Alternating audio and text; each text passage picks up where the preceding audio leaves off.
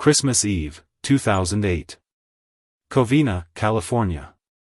A quiet suburban neighborhood decorated with twinkling lights and inflatable snowmen. Families gather behind closed doors, wrapping last-minute gifts and preparing for the morning's festivities. But at 11:30 p.m., one house on East Knollcrest Drive would become the site of one of the most horrific crimes in American holiday history. This is the story of Bruce Jeffrey Pardo, a man whose life unraveled in the span of a single year, culminating in an act of violence so calculated and brutal that it would forever change how we think about holiday safety. This is the story of the Santa Claus Killer. Bruce Jeffrey Pardo was born on April 19, 1964, in the suburbs of Southern California. To those who knew him in his younger years, Bruce seemed unremarkable, a quiet kid who kept to himself, academically average, socially awkward.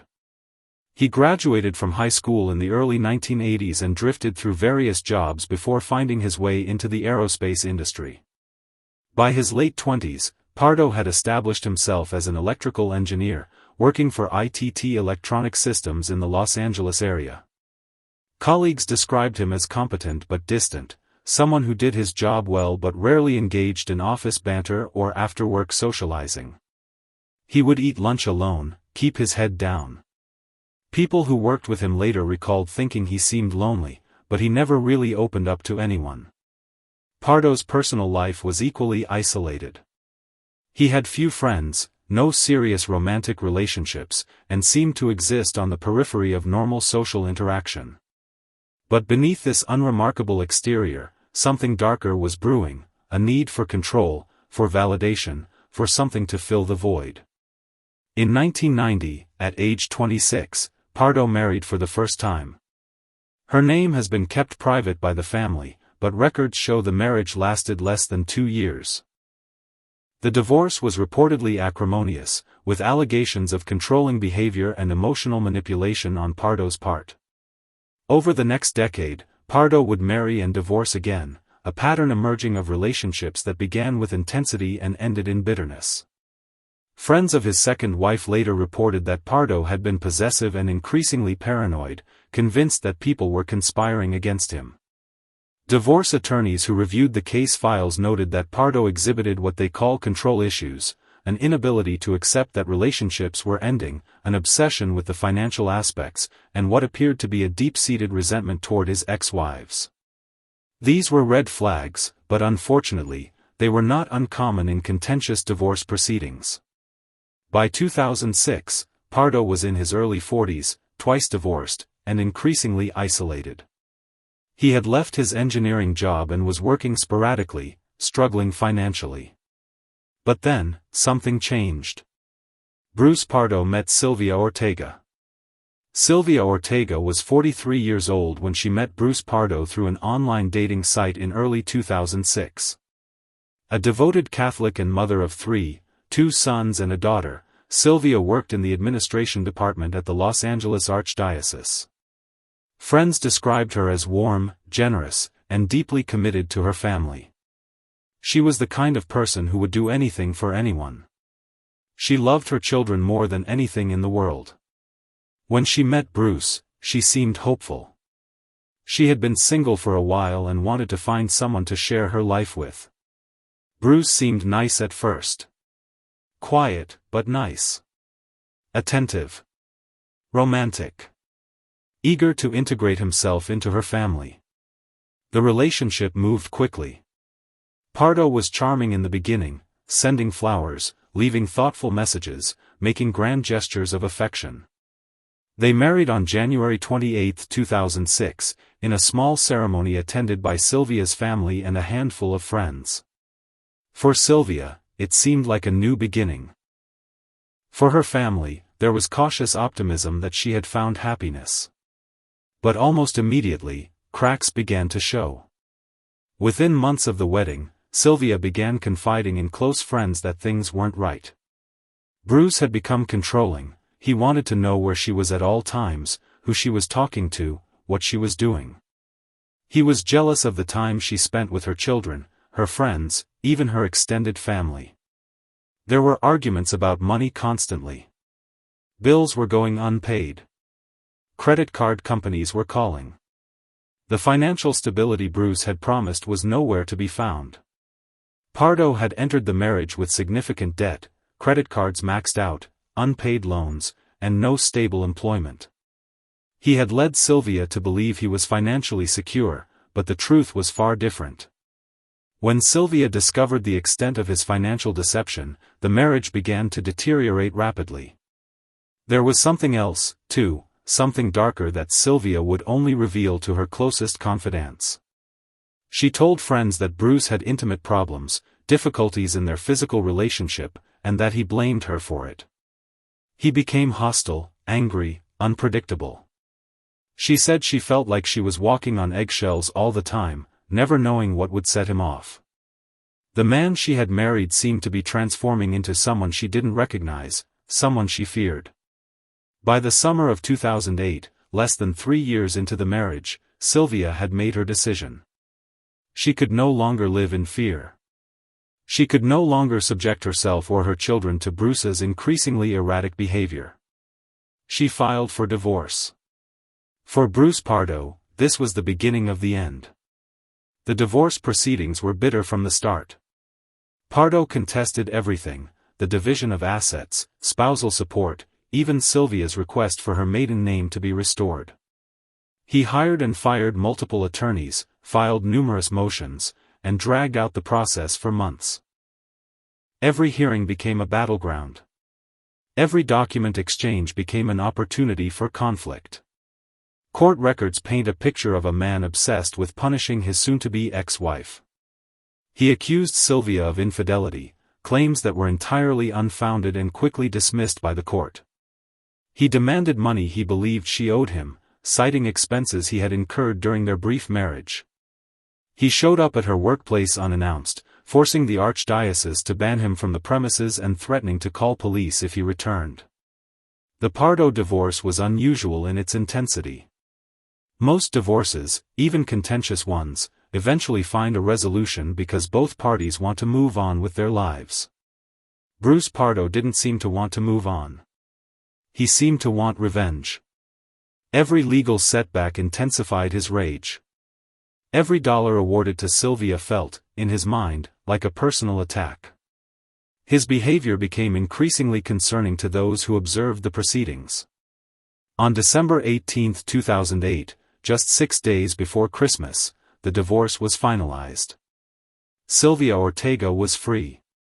She had her maiden name back, her independence back, her life back. She was planning to spend Christmas Eve with her extended family at her parents' house, the same tradition she had observed for decades. It was supposed to be a celebration, not just of the holiday, but of her newfound freedom. But Bruce Pardo had other plans. Plans that had been forming in his mind for weeks, perhaps months. Plans that would turn a joyous family gathering into a scene of unimaginable horror. In the weeks leading up to Christmas Eve, Bruce Pardo began to assemble the tools of mass murder. Using his engineering background and technical knowledge, he methodically planned what he intended to be the complete annihilation of his ex-wife's family. This wasn't a crime born of sudden rage or temporary insanity. This was calculated, premeditated, methodical. Investigators would later discover the extent of Pardo's preparation. He purchased a Santa Claus suit online, a full costume complete with red jacket, pants, hat, and a fake white beard. He acquired 2 semi-automatic handguns, a .45 caliber and a 9mm pistol, along with hundreds of rounds of ammunition. But perhaps most disturbing was what he built himself, a homemade flamethrower device. Using his engineering expertise, Pardo constructed a weapon designed to immolate his victims. He purchased compressed air tanks and high-octane racing fuel, the kind used in professional motorsports.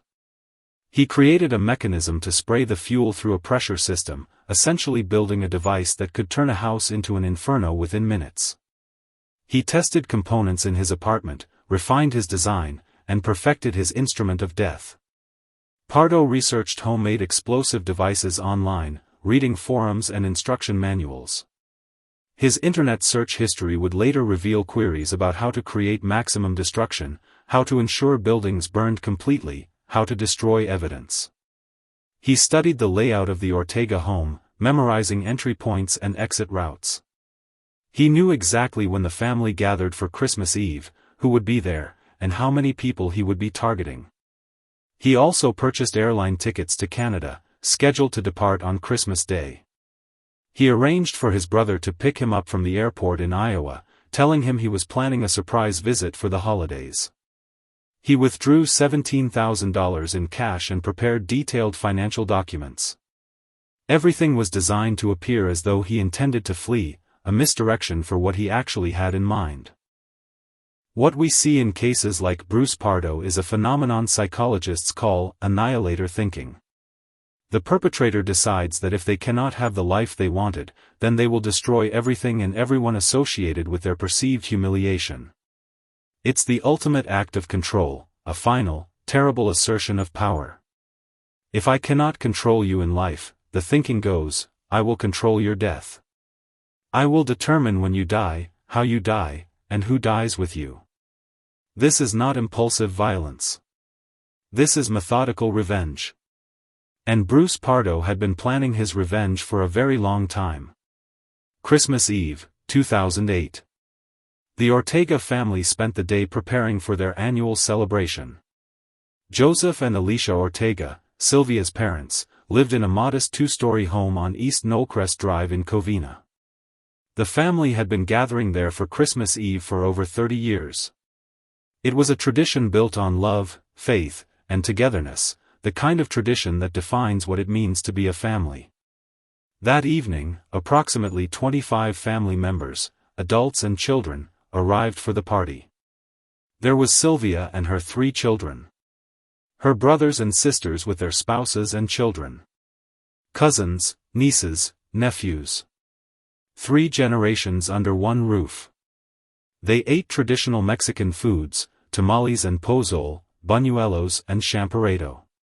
They played music, told stories, and distributed gifts. The children ran through the house, high on sugar and excitement. The adults caught up on each other's lives, sharing news and laughter. For Sylvia, this Christmas Eve was particularly special. The divorce was behind her. The years of walking on eggshells, of managing Bruce's temper, of living in fear, all of it was over. She was surrounded by people who loved her unconditionally. She was home. By 11:30 p.m., most of the children had fallen asleep in the bedrooms upstairs, exhausted from the excitement of the evening. The adults were gathered in the living room, winding down the celebration. Some were cleaning up wrapping paper and dishes. Others were finishing the last of the food. A few were preparing to leave, knowing they had to wake up early for Christmas morning with their own children. No one heard the car pull up outside. No one noticed the figure in the Santa suit approaching the front door. No one had any reason to be afraid. It was Christmas Eve. They were safe. They were with family. They were wrong. At approximately 11:30 p.m., there was a knock at the front door of the Ortega home. Joseph Ortega, age 80, Sylvia's father and the patriarch of the family, answered. He was a kind man, a grandfather who delighted in his family's happiness. When he opened the door, he saw a man in a full Santa Claus costume, red suit, white beard, black boots, the whole outfit. The figure was carrying what appeared to be a wrapped present.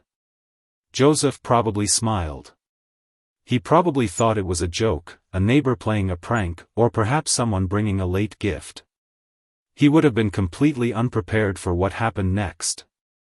In later testimony, witnesses who survived described hearing someone say, "Oh, look, it's Santa." Some of the children who were still awake got excited, thinking Santa Claus had actually come to their house. There was a moment, just one single moment, of joy and innocence before everything shattered. Then there was a loud bang. And another one. And people started screaming. The present Bruce Pardo carried was actually his 9mm handgun wrapped in festive paper. The moment Joseph Ortega opened the door, Pardo raised the gun and shot him in the face at point-blank range. The elderly man collapsed immediately, killed instantly. Blood splattered across the doorway and the entry hall. The sound of the gunshot echoed through the house. Before anyone inside could react, before anyone could understand what was happening, Pardo stepped over Joseph's body and opened fire indiscriminately into the crowded living room. What happened next can only be described as a slaughter. Pardo fired both handguns repeatedly, methodically, targeting everyone in his line of sight. Men, women, it didn't matter. He showed no mercy, no hesitation. This was execution, pure and simple. People tried to run. Some tried to hide behind furniture. Some threw themselves over children to protect them. The room erupted in chaos, screaming, crying, the deafening sound of gunshots. Family members were falling, bleeding, dying. Those who could move tried to escape through back doors or hide in other rooms. But Pardo kept firing, moving through the house like a hunter stalking prey. Sylvia Ortega, his ex-wife, was shot multiple times. Her mother, Alicia, age 70, was killed attempting to shield her daughter's body with her own. Sylvia's brother, Charles Ortega, age 50, was shot in the head and killed instantly. Another brother, James Ortega, age 51, was shot as he tried to escape through a back door, his body found later near the kitchen. Sylvia's daughter, Alicia Jr., just 20 years old with her whole life ahead of her, was shot and killed. Teresa Ortega, age 45, was murdered. Michael Ortega, just 17 years old, a high school student, was shot and killed. Sherry Ortega, age 38, was killed. Within minutes, 9 people were dead or dying. The living room looked like a war zone. Blood pooled on the floor. Bodies lay motionless. The sounds of celebration had been replaced by the sounds of death, gasping breaths, moaning, weeping. The scene was beyond comprehension. Police officers who responded would later say they had never seen anything like it in their entire careers. There was blood everywhere. Shell casings scattered across the floor. Bodies in the living room, in the hallway, in the kitchen. Some victims had been shot multiple times. It was clear this was not random violence. This was an execution carried out with cold precision. But shooting his victims wasn't enough for Bruce Pardo. The murders alone didn't satisfy his rage. He had come prepared for something even more horrific, something that would ensure maximum destruction and suffering. Once the gunfire stopped, once he had emptied his weapons into the bodies of his ex-wife's family, Pardo retrieved his homemade flamethrower device from outside. He began spraying high-octane racing fuel throughout the first floor of the house. He coated the floors, the walls, the furniture. He sprayed fuel over the bodies of the people he had just murdered. The smell of gasoline and blood filled the air. Then he ignited it. The house erupted in flames. The high-octane racing fuel created an inferno so intense that the fire reached temperatures over 1,000 degrees Fahrenheit within minutes. The blaze melted through furniture, collapsed parts of the ceiling, and made it nearly impossible for survivors to escape. The fire was so hot that it began melting the structure of the house itself. Windows exploded from the heat. Paint bubbled and peeled from the walls. The air itself seemed to be burning. Upstairs, children who had been sleeping peacefully just minutes earlier woke to smoke and flames. Some were rescued by adults who had survived the initial shooting and managed to reach the second floor. Others made it to windows and jumped, preferring the risk of broken bones to being burned alive. One 8-year-old girl suffered severe burns across her body and a broken ankle after leaping from a second-story window. She lay in the front yard, crying for her mother who was already dead inside the house. Neighbors described hearing the gunshots, pop, pop, pop, and thinking at first that someone was setting off fireworks. It was Christmas Eve, after all. Fireworks weren't unusual. But then they heard the screaming. Terrible, anguished screaming unlike anything they had ever heard before. They looked outside and saw flames erupting from the Ortega house, and people running out. Some of them were on fire, their clothes and hair burning. Some were bloodied from gunshot wounds. Children were crying, wandering in the street, looking for their parents. One neighbor would later say, "I'll never forget it. Never." The sound of those screams, the sight of that house burning with people still inside. It's something that stays with you forever. In the chaos, Bruce Pardo walked away from the burning house. He calmly removed the Santa suit, which had partially melted to his skin during the fire, causing severe burns on his arms and torso. He got into his rental car, started the engine, and drove away into the night. Behind him, the Ortega home continued to burn. The flames reached 30 feet into the air, visible for miles. The sound of sirens began to fill the night as emergency responders raced to the scene. Inside the burning house were the bodies of 9 people. 9 human beings who had gathered to celebrate Christmas Eve with their family. 9 lives extinguished by one man's narcissistic rage. Joseph Ortega, age 80. Alicia Ortega, age 70. Sylvia Ortega, age 45. Charles Ortega, age 50. James Ortega, age 51. Teresa Ortega, age 45. Michael Ortega, age 17. Sherry Ortega, age 38. And Alicia Ortega Jr., age 20, Sylvia's daughter and the youngest victim. 9 people murdered. 16 others injured, some critically. An entire family destroyed in less than 15 minutes. Emergency responders arrived at the scene within minutes of the first 911 call, but the intensity of the fire made immediate entry impossible. Firefighters could feel the heat from 50 feet away. The flames were so hot, the smoke so thick, that they had to approach with extreme caution. They battled the blaze for over an hour before they could safely enter the home. What they found inside was a scene of unimaginable carnage. The heat had been so intense that in some areas, firefighters couldn't immediately determine what was structural debris and what was human remains. The fire had been set deliberately with an accelerant, which caused it to spread rapidly and burn at extremely high temperatures. Bodies were charred beyond recognition. The medical examiner would later need to use dental records and DNA analysis to identify some of the victims. It was clear this was arson, and that whoever did this wanted to destroy evidence. They wanted to make identification difficult. They wanted to ensure maximum suffering. Police immediately began searching for suspects. Witnesses who had survived described the shooter as wearing a Santa suit, and several family members who had escaped identified the gunman as Bruce Pardo. They knew him. They recognized his voice, his build, his mannerisms even behind the disguise. His vehicle, a rental car, was quickly traced through the rental company's records. Police issued a bolo, "Be on the lookout," for Bruce Jeffrey Pardo, considered armed and extremely dangerous. But Pardo was already gone. He had vanished into the night, leaving behind a scene of devastation that would haunt the community for years to come. At 3:38 a.m. on Christmas morning, just 4 hours after the massacre, police received a call about a body discovered in Sylmar, California, about 30 miles north of Covina. The call came from Bruce Pardo's brother, who had returned home from a Christmas Eve celebration to find his front door unlocked and signs of someone having been inside his house. The address was immediately flagged in the police system. Officers arrived within minutes to find a horrific scene.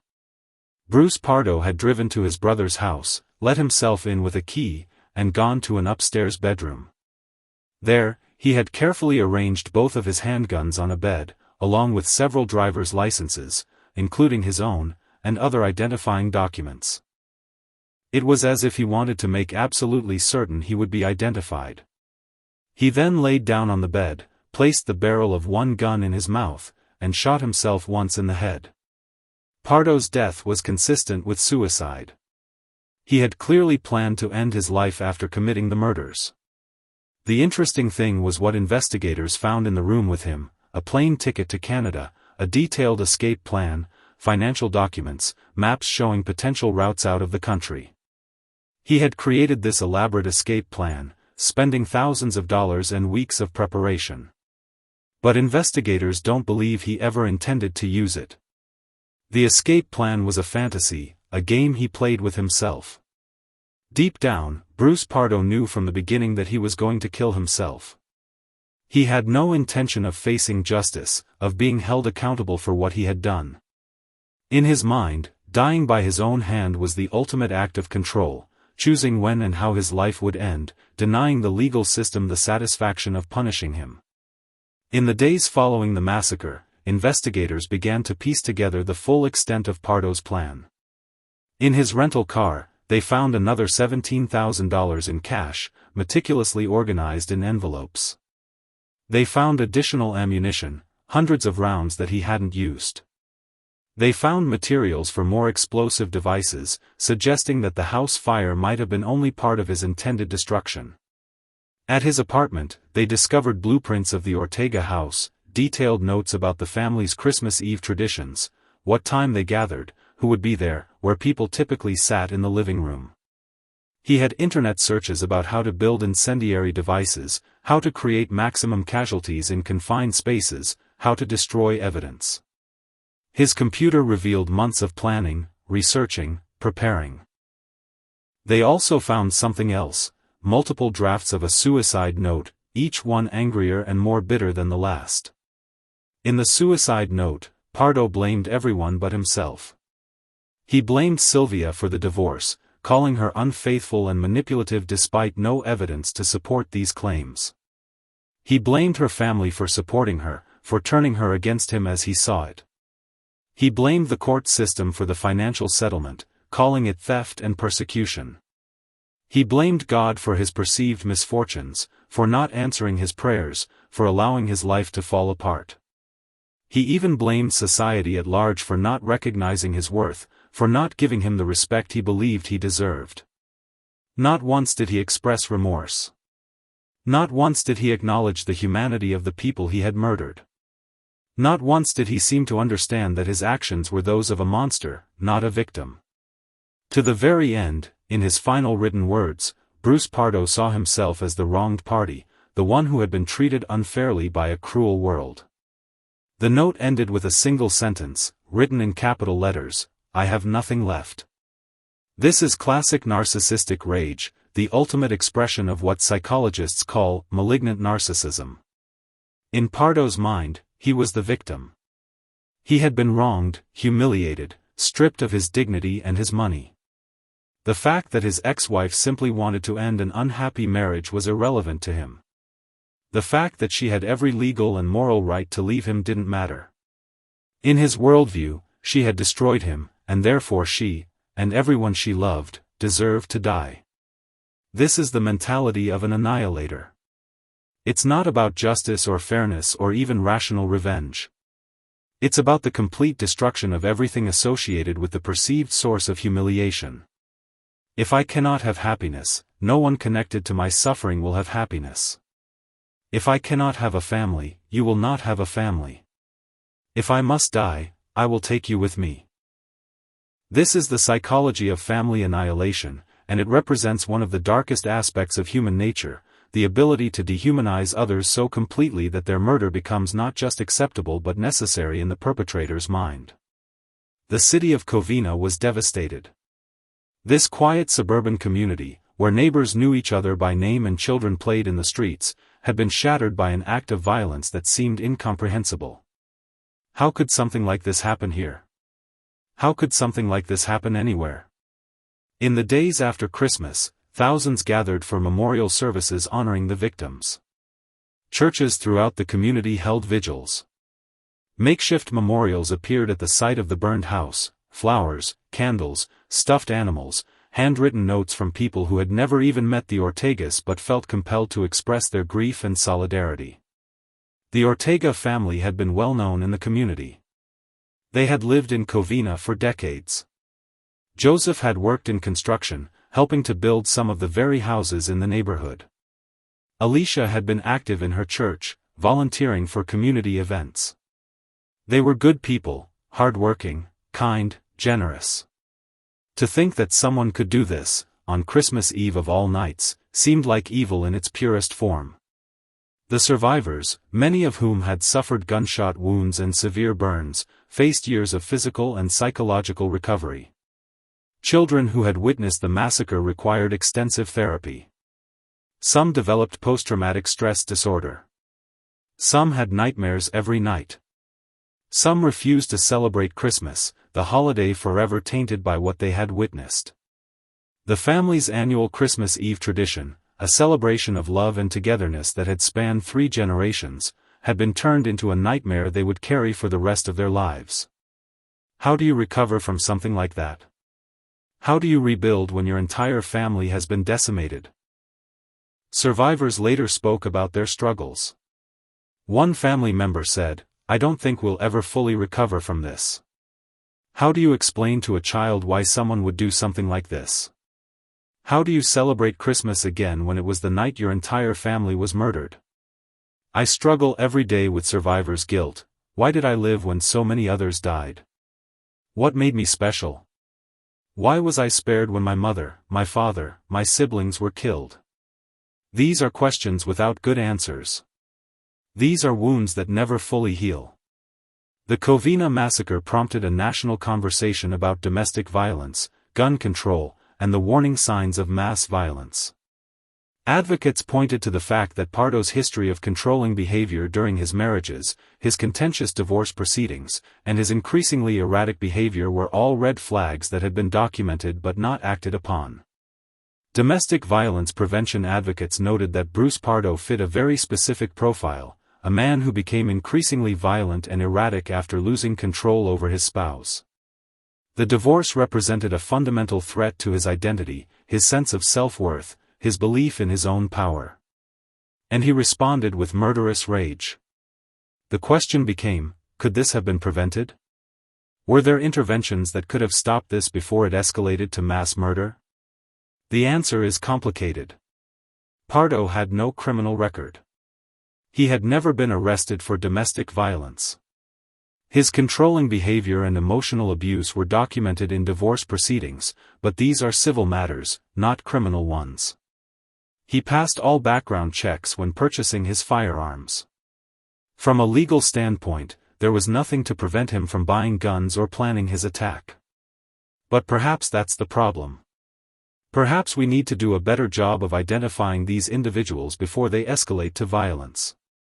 Perhaps we need better communication between family courts and law enforcement. Perhaps we need to take threats more seriously, even when they're veiled or implied rather than explicit. Others questioned the ease with which Pardo had been able to legally purchase firearms despite his deteriorating mental state and history of domestic disputes.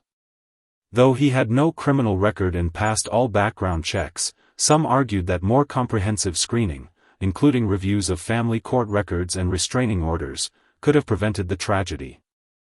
The debate over gun control raged for weeks after the massacre.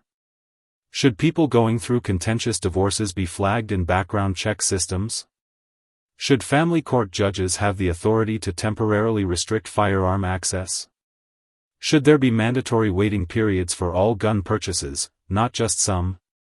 These questions remain largely unanswered, even today. The political will to change gun laws has proven difficult to muster, and the Covina massacre, while horrific, eventually faded from the national conversation as newer tragedies took its place in the headlines. But perhaps the most lasting impact of the Covina massacre was how it changed the way Americans think about holiday safety.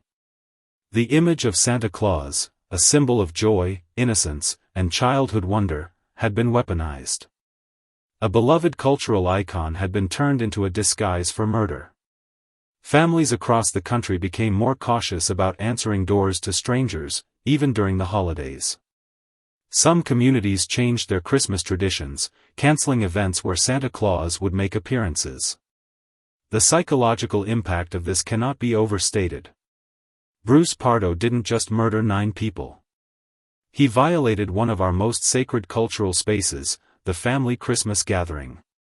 He turned a celebration into a massacre.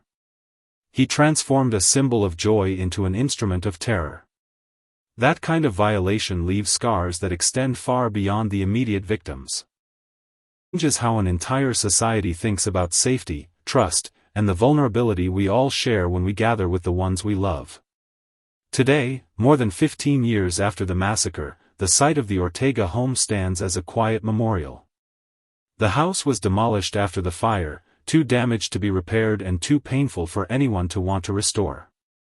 The property has remained empty, a vacant lot in the middle of an otherwise thriving neighborhood. Neighbors maintain a small garden there, with 9 trees planted in memory of the victims, one for each life lost. Survivors return to this site every Christmas Eve. Not to relive the horror, they say, but to remember the people they lost, to honor their lives, not just their deaths. They remember Sylvia's laugh, Joseph's terrible jokes, Alicia's cooking, the way young Michael excelled at soccer, the way Alicia Jr. wanted to be a teacher. They remember these people as they were in life, not just how they died. They come to remember that these were not just victims, not just statistics, not just names in a news story. These were real people with hopes and dreams and futures that were stolen from them. These were mothers and fathers, children and grandchildren, brothers and sisters. These were people who deserved to grow old, to see their grandchildren born, to live out their lives in peace. The case of Bruce Pardo raises uncomfortable questions about masculinity, control, and the capacity for violence that can lurk beneath a seemingly ordinary exterior. Pardo was not a career criminal or a lifelong sociopath. He was not someone who had shown obvious signs of violent tendencies from childhood. He was not the kind of person who stands out as dangerous at first glance. He was a man who worked in engineering, who had friends, however few, and who had once been someone's husband. He paid his bills, mostly. He held down jobs. He participated in society. To casual observers, Bruce Pardo was unremarkable, forgettable, just another middle-aged man struggling with the disappointments of life. But when his carefully constructed identity crumbled, when he lost the control he believed he was entitled to, when his ex-wife dared to assert her own autonomy and leave him, he transformed into something monstrous. And that transformation didn't happen overnight. It happened gradually, through years of resentment building, through marriages that failed because of his inability to see his partners as equals, through a worldview that placed his needs and desires above everyone else's. The lesson of Bruce Pardo, if there is one, is that we need to take warning signs seriously. Controlling behavior in relationships is not just an annoying personality trait, it can be a precursor to violence. Refusing to accept the end of a relationship is not romantic persistence, it can be a danger sign. Making threats, even vague ones, is not just venting frustration, it can be a genuine indication of intent. Divorce is difficult. The end of any relationship involves pain, anger, and loss. But it shouldn't be deadly. When someone exhibits controlling behavior during a marriage, when they make threats during divorce proceedings, when they refuse to accept that their partner has the right to leave, these are red flags that friends, family, and the legal system all have a responsibility to recognize and act upon. The challenge, of course, is that not every person who exhibits these behaviors will escalate to violence. Most controlling spouses don't become murderers. Most bitter divorces don't end in massacre. The question becomes, how do we identify who is truly dangerous? How do we intervene without violating civil liberties? How do we balance the right to privacy and autonomy with the need to protect potential victims? These are difficult questions without easy answers. But what's clear is that doing nothing, waiting until violence actually occurs before taking action, is not acceptable. The 9 victims of the Covina massacre deserved better. They deserved a system that recognized Bruce Pardo as a threat before he acted. They deserved protection that never came. The Covina massacre was not an isolated incident. Family annihilation, the murder of multiple family members by a single perpetrator, occurs with disturbing regularity in the United States. According to research, there are approximately 20 to 30 family annihilation cases per year in America. Most involve men who feel they've lost status, power, or control within their families. The psychology of family annihilators follows predictable patterns. They're often described as good providers who tie their identity to their role as breadwinner or patriarch. When that identity is threatened, through job loss, divorce, financial problems, or simply by family members asserting their independence, they experience what psychologists call narcissistic injury. Their ego cannot tolerate the perceived humiliation, and they respond with violence. But family annihilators don't see themselves as villains. In their own minds, they're solving a problem. They believe they're preventing their families from suffering without them, or punishing those who betrayed them, or reasserting control one final time. The fact that this solution involves murdering innocent people, including children, doesn't register as morally wrong because they've completely dehumanized their victims. Bruce Pardo fits this profile perfectly. He saw himself as a victim of injustice, wronged by his ex-wife, cheated by the courts, abandoned by God. The fact that he was the one who had been controlling, deceptive, and abusive didn't factor into his self-perception. Like all narcissists, he lacked the capacity for genuine self-reflection. This is why the Covina massacre is so important to understand. It's not just a story about one evil man. It's a window into a particular type of violence that continues to claim lives every year. By understanding the warning signs, controlling behavior, inability to accept rejection, blame shifting, threats, we can potentially intervene before another family is destroyed. Joseph Ortega was 80 years old when he died. He had immigrated to the United States as a young man, worked construction for 40 years, and built a good life for his family. He was a devoted grandfather who loved telling stories and making his grandchildren laugh. He died trying to welcome what he thought was a friendly visitor to his home on Christmas Eve. Alicia Ortega was 70 years old. She had raised her children in the Catholic faith, volunteered at her church for decades, and was known throughout the community for her generosity. She died trying to protect her daughter. Sylvia Ortega was 45 years old. She had worked hard to provide for her children, had found the courage to leave an abusive marriage, and was looking forward to starting a new chapter of her life. She died 6 days after her divorce was finalized. Charles Ortega was 50 years old, a devoted father and uncle who worked in manufacturing. James Ortega was 51 years old, a construction worker like his father, known for his work ethic and his loyalty to family. Teresa Ortega was 45 years old, a mother of 2 who worked as an administrative assistant. Sherry Ortega was 38 years old, described by friends as vibrant and full of life. Michael Ortega was just 17 years old. He was a high school senior, a talented soccer player who had dreams of attending college. He had his whole life ahead of him: graduation, college, career, marriage, children. All of it stolen in an instant. And Alicia Ortega Jr. was 20 years old, Sylvia's daughter. She was studying to become a teacher. She wanted to work with children, to make a difference in young people's lives. She had dreams of traveling, of seeing the world beyond Covina. She died trying to escape from a burning house on Christmas Eve.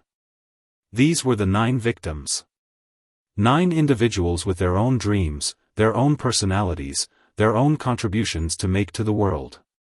They were not defined by how they died. They lived full lives, loved their families, worked hard, celebrated together. They deserve to be remembered for who they were, not just for what happened to them. And yet, their deaths matter too. Their deaths tell us something important about the nature of violence, about the dangers of unchecked narcissism and rage, about the price of failing to recognize warning signs. Their deaths should not be in vain. If we learn from this tragedy, if we take steps to prevent similar violence in the future, then perhaps some meaning can be found in this senseless loss. We must also remember the 16 people who survived that night, though survived is perhaps not the right word. Many were shot, some multiple times. Many suffered severe burns. All were traumatized in ways that would affect them for the rest of their lives.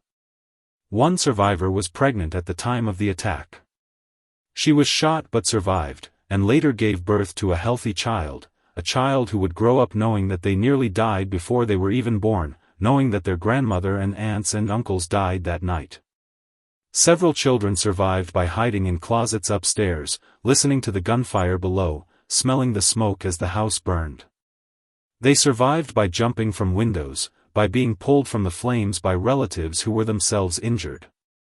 These children grew up with PTSD, with night terrors, with an understanding of evil that no child should have to possess. Adult survivors struggled with survivor's guilt, with rage, with depression. Some turned to alcohol or drugs to cope. Some required years of therapy. Some never fully recovered, carrying the physical and psychological scars of that night for the rest of their lives. These 16 survivors are also victims of Bruce Pardo's violence. Their lives were forever altered, their sense of safety permanently shattered. They deserve our recognition and our support. The Covina Christmas Eve Massacre stands as one of the most brutal domestic violence incidents in American history. It represents the extreme endpoint of controlling behavior and narcissistic rage, the complete annihilation of an entire family by a man who could not accept rejection. But it also represents something else, the vulnerability we all share when we gather with our loved ones. The Ortega family did everything right that night. They gathered together to celebrate their faith, their culture, their love for one another. They welcomed what they thought was a friendly visitor. They had no reason to suspect danger. And yet, danger came anyway. In the years since the massacre, law enforcement agencies have developed better protocols for assessing threats during divorce proceedings. Some states have implemented red flag laws that allow temporary removal of firearms from individuals deemed dangerous. Domestic violence awareness has increased, and more resources are available for people trying to leave abusive relationships. But the fundamental problem remains: we cannot predict with certainty who will escalate from controlling behavior to lethal violence. We cannot read minds or see into futures. We can only recognize warning signs, take threats seriously, and do our best to protect vulnerable people before tragedy occurs. The Santa Claus costume that Bruce Pardo wore that night was meant to be a disguise, but it became something more, a symbol of innocence corrupted, of trust betrayed, of evil hiding behind a familiar face. It's a reminder that danger doesn't always look dangerous. Sometimes it looks ordinary. Sometimes it looks friendly. Sometimes it knocks on your door on Christmas Eve carrying what appears to be a present. This is the legacy of Bruce Pardo, a reminder that we must remain vigilant, that we must take warning signs seriously, that we must support those trying to leave abusive relationships, and that we must never forget the human cost of unchecked rage and narcissism. On a quiet street in Covina, California, 9 trees grow in a small memorial garden. They mark the spot where a house once stood, where a family once gathered, where laughter and love filled the air on Christmas Eve. The trees are strong now, their roots deep in the California soil. They provide shade in summer, shelter in winter. They stand as living monuments to the 9 people who died on December 24, 2008, people who were loved, who are missed, who are remembered. Every year on Christmas Eve, survivors and community members gather at this site. They light candles. They say prayers. They tell stories about the ones they lost. They remember that evil visited this place once, but that love and community endured. Because that's ultimately what Bruce Pardo could not destroy. He could take lives, but he could not take the love that surrounded those lives. He could burn down a house, but he could not burn away the memories of the people who died there. He could shatter one family's Christmas tradition, but he could not prevent the community from coming together in grief and solidarity. Joseph, Alicia, Sylvia, Charles, James, Teresa, Michael, Sherry, Alicia Jr. 9 names. 9 lives. 9 losses that can never be restored. But also 9 reasons to remember. 9 reasons to do better. 9 reasons to recognize the warning signs of violence before it's too late. 9 reasons to support survivors of domestic abuse. 9 reasons to take threats seriously. 9 reasons to believe victims when they tell us they're afraid. This is the story of the Covina Christmas Eve Massacre. This is the story of the Santa Claus Killer. This is the story of Bruce Jeffrey Pardo, a man who chose evil over empathy, destruction over acceptance, murder over moving on. But more importantly, this is the story of the Ortega family, a family that loved each other, that celebrated together, that died together on the night that should have been filled with joy. May they rest in peace. May their memory be a blessing. And may we learn from this tragedy to build a safer, more compassionate world. In memory of the victims of the Covina Christmas Eve Massacre. Joseph Ortega, Alicia Ortega, Sylvia Ortega. Charles Ortega, James Ortega, Teresa Ortega. Michael Ortega, Sherry Ortega, Alicia Ortega Jr. December 24, 2008. May they rest in peace, and may we learn from this tragedy to build a safer, more compassionate world.